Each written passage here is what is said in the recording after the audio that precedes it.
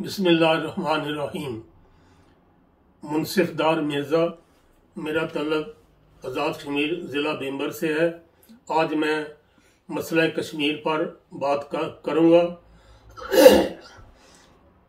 कश्मीर एक हसीन खित्ता है जिसे एशिया का स्विट्ज़रलैंड कहा जाता है। अल्लामा इकबाल ने इसकी खूबसूरती को यूँ बयान किया है, तू गोई के यज़दां बेहश्ते बरी रा निहादस्त दर दामने को सारे के रहा साजद आदमी ज़ादगां रा ज़ेबेन ते इंतज़ारे। तुम इसकी खूबसूरती को देख कर पुकार उठो कि अल्लाह ताला ने बेहश्ते बरी का टुकड़ा पहाड़ों के दामन में ला रखा है ताकि इंसान को जन्नत देखने की जो तड़प है उसको ख़त्म किया जाए।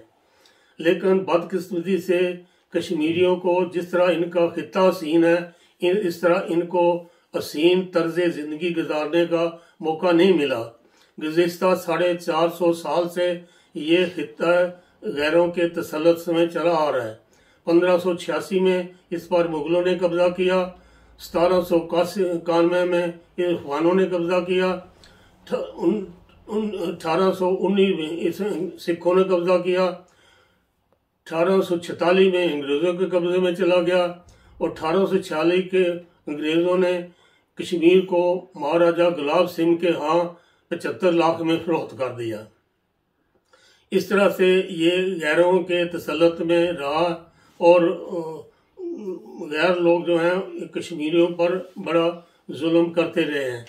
1947 में जब हिंदुस्तान और पाकिस्तान की तकसीम हुई तो तकसीम के रूह से कश्मीर को पाकिस्तान का हिस्सा बनना चाहिए था, क्योंकि इसकी आबादी 77% मुसलमानों पर मुश्तमिल थी। हिंदू 20% थे, बाकी लोग 3% थे।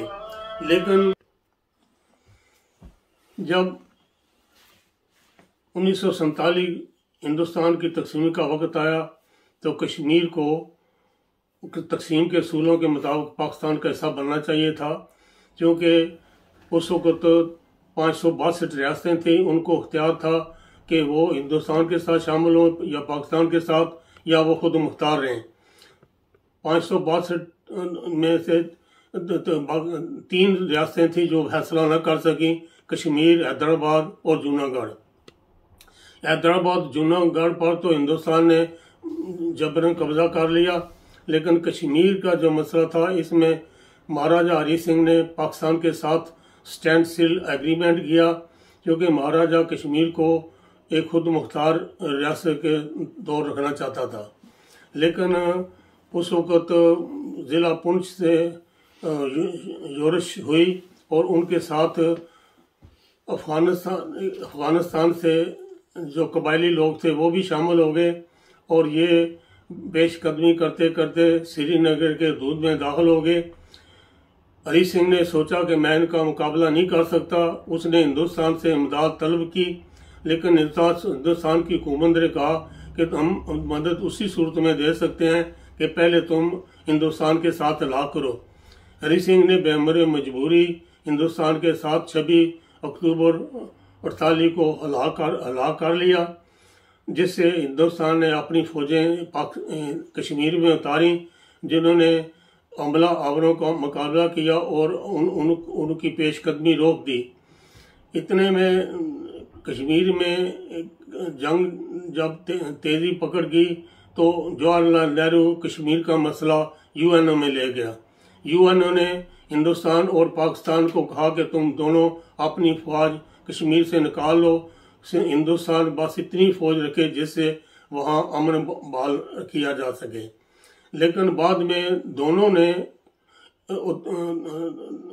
ने अपने जो कमिटमेंट थी वो पूरी नहीं की, जिस वजह से कश्मीर में प्लेबिसाइट ना हो सका और ला तो लाल करते रहे।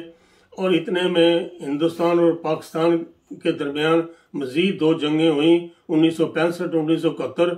1971 में पाकिस्तान से बांग्लादेश चला गया और पाकिस्तान की 90,000 फौज हिंदुस्तान के कब्ज़े में चली गई।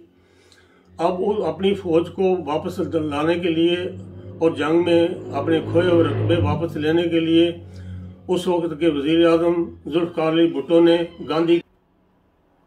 इंदिरा गांधी के साथ शिमला मादा किया। क्योंकि पाकिस्तान उस वक्त एक कमज़ोर सीट में था, तो इंदिरा गांधी ने ऐसी शराइत पर शिमला मादा कराया कि सीज़ फायर को लाइन ऑफ कंट्रोल में बदल दिया और मज़ीद कहा कि हिंदुस्तान और पाकिस्तान के जितने बामी तनाज़ात हैं वो दोनों मिल बैठकर उनका हल करेंगे। और इन कड़ी शराइत के तहत उन्हें पाकिस्तान के फ़ौजी वापस किए। लेकिन बाद में 1987 में जो कश्मीर में हिंदुस्तान ने इलेक्शन कराए, उनमें इसने लार्ज स्केल पर धांधली कराई कि वहाँ बड़ी अनरेस्ट हुई, कश्मीरी उठ खड़े हुए और उन्होंने इतनी जो कश्मीर में पंडित थे उनके लिए इतनी ज़िंदगी तंग कर दी कि उन्हें कश्मीर छोड़ना पड़ा और उस वक्त 3 लाख के करीब कश्मीरी पंडित कश्मीर छोड़कर जम्मू और हिंदुस्तान में चले गए। उसके बाद मज़ीद 2019 को 5 अगस्त 2019 को मौजूदा हुकूमत हिंदुस्तान ने वहाँ आइन की 370 और 35 को विड्रॉ कर लिया और कश्मीर का जो स्पेशल स्टेटस था उसे ख़त्म किया, जिससे कश्मीर का काज को मज़ीद उलझा दिया गया। इस वक्त कश्मीर पर 3 फरीक काबज़ हैं।